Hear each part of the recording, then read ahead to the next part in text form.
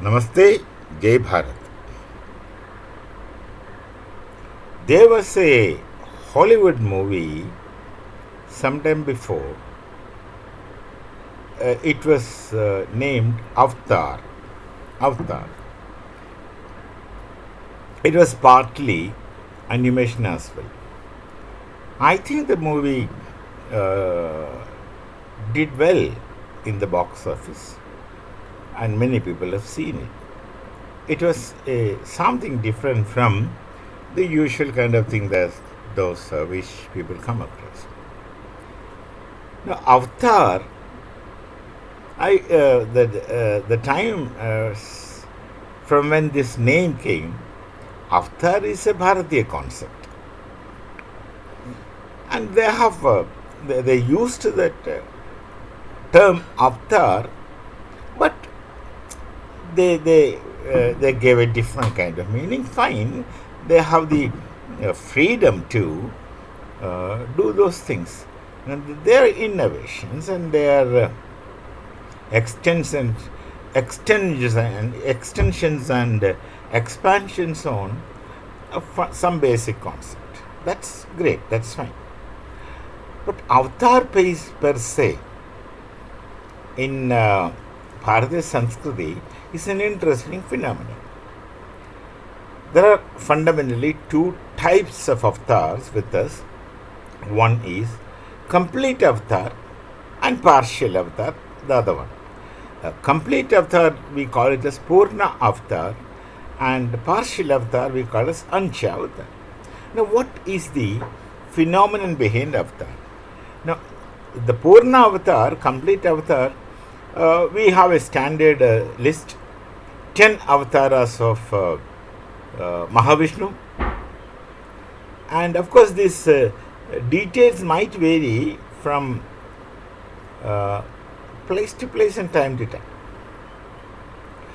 The names of the 10 avatars, initial ones, Matsya, Kurma, Rahacha, that may be the same, but then in details there may be additions and subtractions. For instance, Buddha was later added as an avatar of Vishnu. Now, this flexibility is there. Of course, the flexibility is the dynamism and the flexibility is the life. Fine. So, what is the essence of avatar? The Purna avatar we understand. It's a complete avatar. And when you talk about avatar, there's a difference between, interesting difference between the avatar of Bhagavan Sri Krishna and the avatar of Sri Ramji. It is described, it is said that the Sri Krishna avatar, in Bhagavan Sri Krishna avatar, Bhagavan Sri Krishna was conscious that he was avatar of Mahavishnu. But in case of Sri Ramji, Ramji did not know that he was an avatar, in spite of the fact that he was a complete avatar. So look at the differences in their attitude, in their lives, in their functions. Look at Bhagavan Sri Krishna. He just keeps smiling. Come what may, he may keep smiling. But Ramji is involved. Ramji is completely involved, and is involved like a real human king. That is where we call him as Madhyada Purushottam. Without really knowing that he is an avatar, he is exhibiting all the fine qualities what a human being can possibly possess.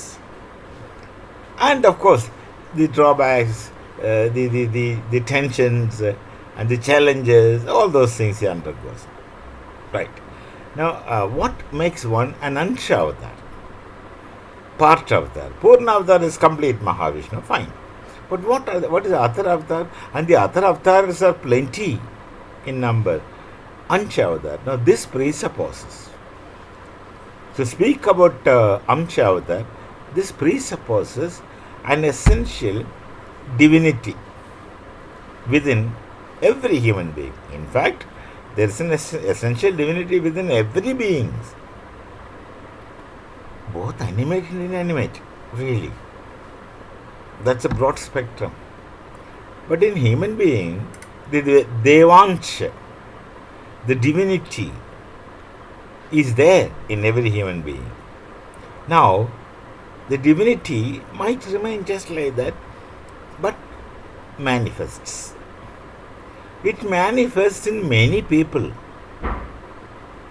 different places, remote places, people very uneducated, but you find in them the divinity is manifesting. Now, depending upon the degree of the manifestation of such divinities, one becomes Anshavtara. Now, some of the great Anshavtaras, they have got so much of manifestation of divinity which is already present within them. It's a kind of maximum possible manifestation in human form. We worship them. Many gurus are like that.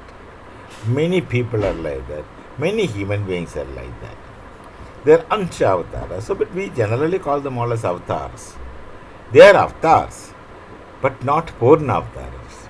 They are Avtars because somehow the divinity inherent in them getting manifested, getting exhibited, getting present outwardly, and that helps the society and other people and the entire world in time.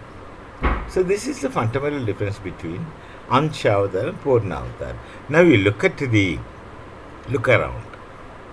Wherever you are, whatever you may do, look around. You find many human beings with such manifestations around you. There are many Amshavatars around you. Some of them may have the manifestations in more degrees. But there are people around you. Now you look at politics. You see some leaders who are so meaningful to the society. Some leaders are very meaningful to the society, and naturally, once they are very meaningful to the society, they become very meaningful to the nation, Rashtra. They are real great Anshavtaras. Coming very close to the Purnavtara. Of course, they won't be Purnavtaras, but because Purnavtara is the whole system is different. They have an explicit purpose. Sambhavami Yuge. They have an explicit purpose. They come with explicit purposes. That is a real avatar by the Mahavishnu himself. But Anshavataras are really doing. Purnavatara comes only with one purpose. They do it and just go away, though the purpose is very great. But Amshavataras, they keep doing many things by way of re-establishing dharma, strengthening dharma, making dharma possible through many possible practices in society. You can look around and look for people of that nature. You come across many avatars, especially in politics. If you think, you will find many. And somebody who really is an Amsha Avatara of to a great extent. Long before, somewhere in 2002 or 3, I wrote an article which is published in the US, I suppose. Yeah. About someone who was very prominent as an Ansha Avatara, but I called him as a Kalki Avatara after a great incident. He comes to correct selflessly, not for himself, but for the nation, for the Rashtra. They should be great Amshavataras. There are. Now you look at the extent of selflessness in such people. Amazing.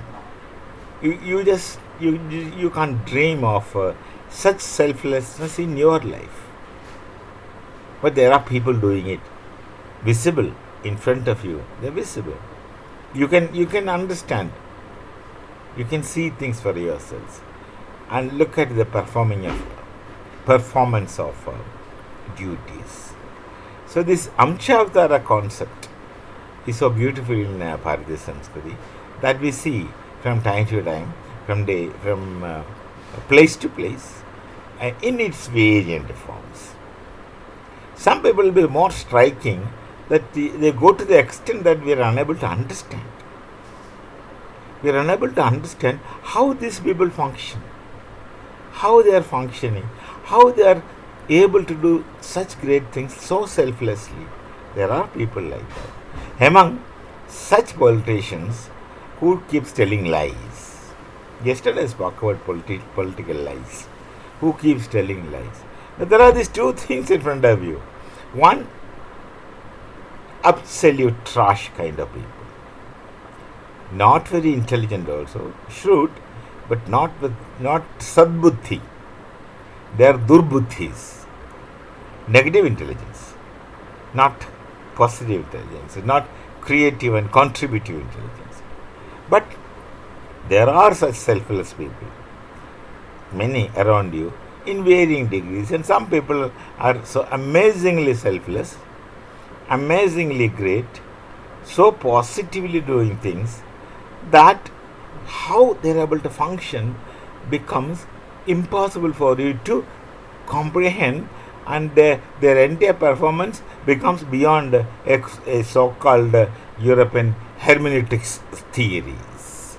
You just can't easily decipher or understand.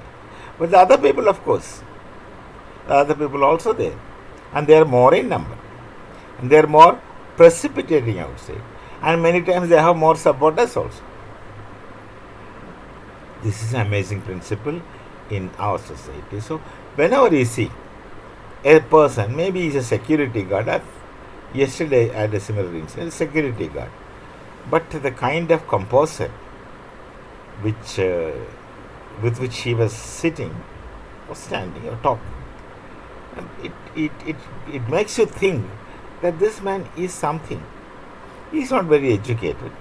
He is only a guard, security guard, but the qualities built in him is very visible, very marked, provided you have eyes to see and ears to hear. Then you will see these people are kind of avatars where the divinity is manifesting to some extent, but that is not in the society known to others, but in a small circle definitely it makes a difference. It definitely makes a difference in a small circle. Now, my point of doing this video is simply this: look for the divinity within yourself. Let the divinity manifest. Let negative thought not shadow the manifestation of the divinity. You need not to be popular. Let no one know you. Let no one know you. No harm. But you can make difference to at least your immediate surroundings, and your work is done. If there are many people who can make such differences to their immediate surroundings, that is more than sufficient, more than enough. If such people are more in numbers, the society really takes off to higher level, the higher level. Some people, you need not to be popular. You need not to be known to people. You need not command respect. Nothing is needed. But your presence should make difference to you, or those who come in contact with you. That's all. You don't have to go after people. Those people coming in contact with you, they will feel the difference. They will get corrections made in their lives, and they go ahead. They might remember you, they may not remember you. You may be known to many, you may not be known to anyone. Makes no difference. But it is always possible for a human being to, especially a Bharatiya human being, to look within you for the positive aspects of the divinity within you, the Devansha within you. Sometimes people are put into three ganas: Dev Gana, Manish Gana, and Asura Gana. No, that is for some horoscope calculations.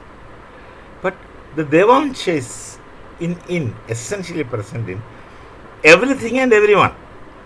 That just don't doubt. Whether it is dormant or not, it may be latent but still powerful.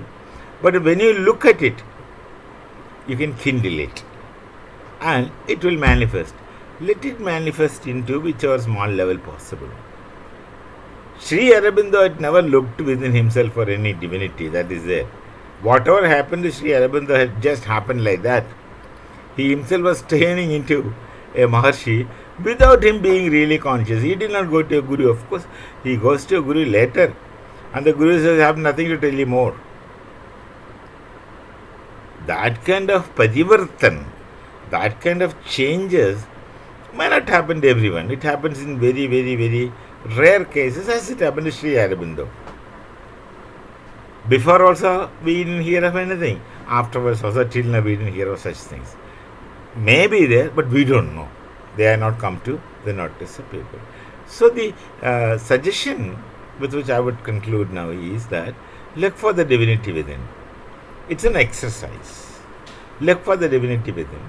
Don't look for divinity to find out divinity. See what positive is precipitating in you and nourish it. Let it develop. Let it grow. And then let it manifest outwardly. Maybe you may appear foolish to some. No harm, no matter. It should make difference to others.